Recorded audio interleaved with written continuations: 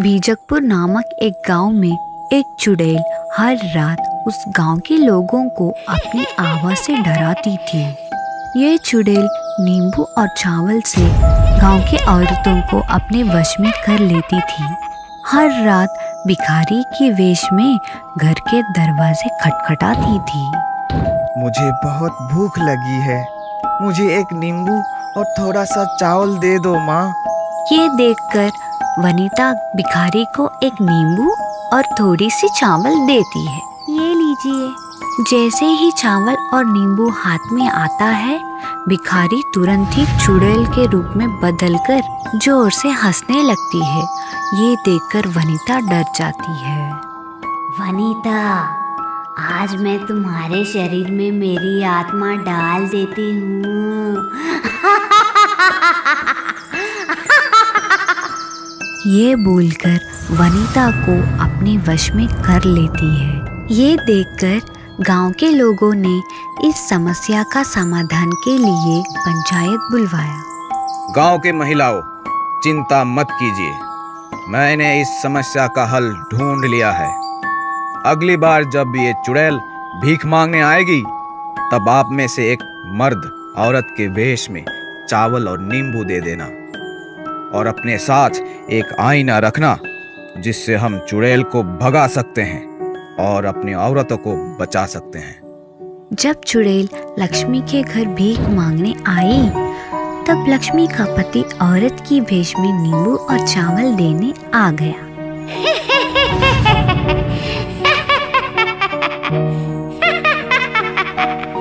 अब मेरी आत्मा तेरे अंदर आ गई।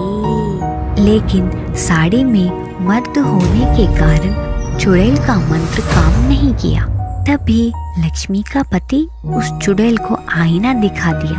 आईना देखते ही वह चुड़ैल आईने में कैद हो गई।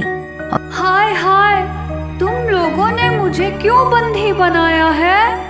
मैं तुम लोगों को नहीं छोड़ूंगी। तुरंत उस आईने को नीचे फेंककर तोड़ देता है। इसके साथ ही चुड़ैल भी मर जाती है और गांव की सारी औरतों को चुड़ैल से मुक्ति मिल जाती है।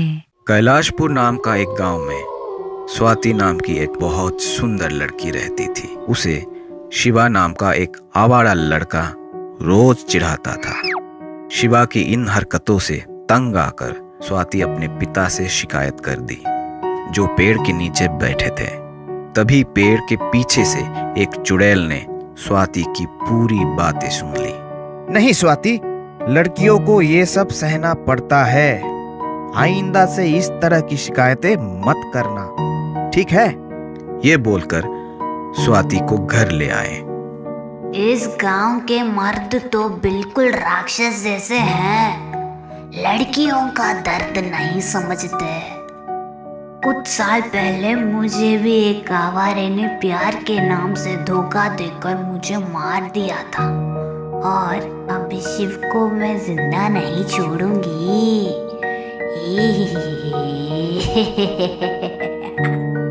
चुड़ैल ने रात को स्वाति के घर जाकर उसके शरीर में घुस गई।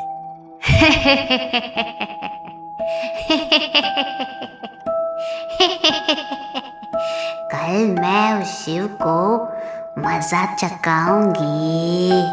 हर रोज की तरह शिवा स्वाति को छेड़ने लगा।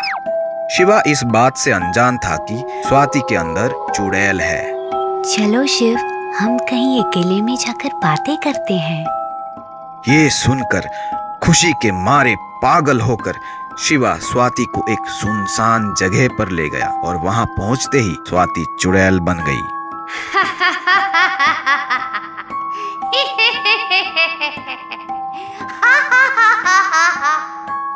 अरे स्वाति, ये तुम्हें क्या हो गया? ये बोलकर डर के मारे शिवा वहां से भागने लगा। तभी चुड़ैल उसका हाथ पकड़ ली। मैं तुम्हें सबक सिखाऊंगी। तुझे लड़कियों को छेड़ने की बड़ी शौक है ना? अरे मम्मी, मेरा हाथ छोड़ दीजिए। चुड़ैल बहन, मैं फिर ऐसा काम कभी नहीं करूंगा, छोड़ दो मुझे। ठीक है। बोलते ही शिवा का हाथ काटकर उसे छोड़ दी। मर गया मेरा हाथ। शिवा वहां से भाग गया। उसके बाद चुड़ैल स्वाति की शरीर को छोड़कर चली गई और स्वाति खुशी खुशी अपनी जिंदगी बिताने लगी। जंगल में चुड़ैल। रसूलपुरा नामक एक गांव में एक बड़ा सा जंगल हुआ करता था।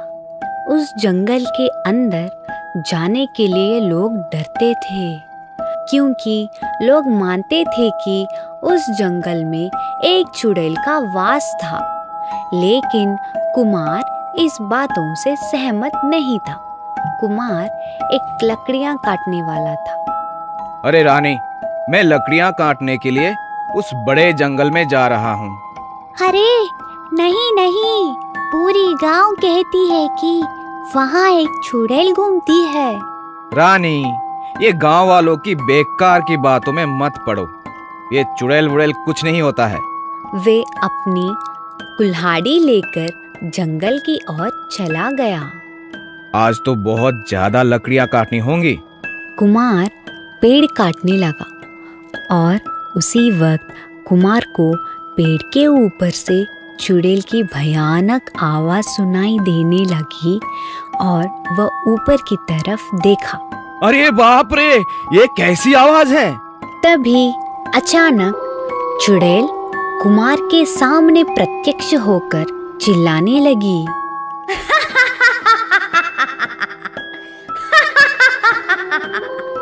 मैं तुम्हें जिंदा नहीं छोड़ूंगी। कुमार डर के मारे अपनी कुल्हाड़ी छोड़कर जंगल में भागने लगा। भागते भागते उसे जंगल में एक छोटी सी कुटिया दिखाई दी। अरे बाप रे, आज तो मैं मर ही जाऊंगा। ये चुड़ैल मेरा पीछा छोड़ ही नहीं रहा।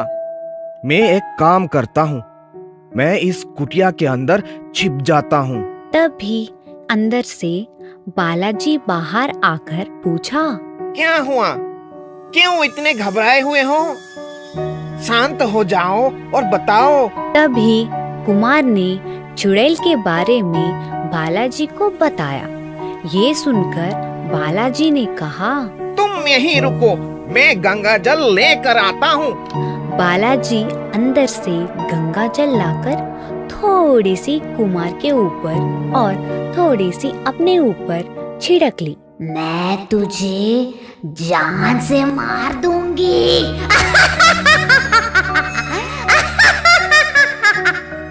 जैसे ही वह चुड़ैल कुमार और बालाजी के पास आई, उन दोनों के कपड़ों के ऊपर गंगा जल देखकर वह चुड़ैल तुरंत ही गायब हो गई।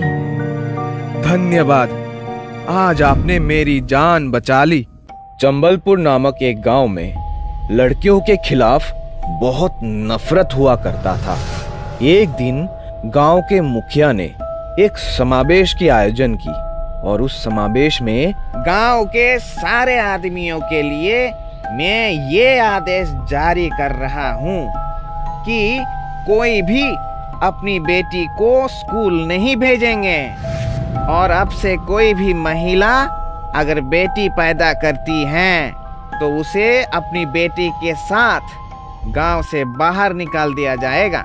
गांव वाले मुखिया के बात मानकर अपनी बेटियों को स्कूल भेजना बंद कर दी और गांव की जो भी महिला बेटी को पैदा किया उसे गांव से बाहर निकाल दिया गया। तुम लोगों ने मेरे बात मानकर बहुत अच्छा काम किया। ये बोलकर गांव की मुखिया वहां से चले गए। लेकिन अगले ही दिन से गांव में एक भयानक चुड़ैल हाहाकार मचाने लगी।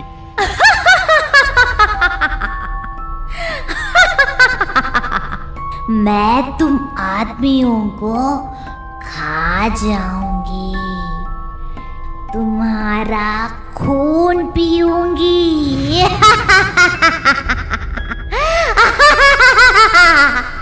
चुड़ैल से डरकर गांव के लोग मदद के लिए मुखिया के पास भागे।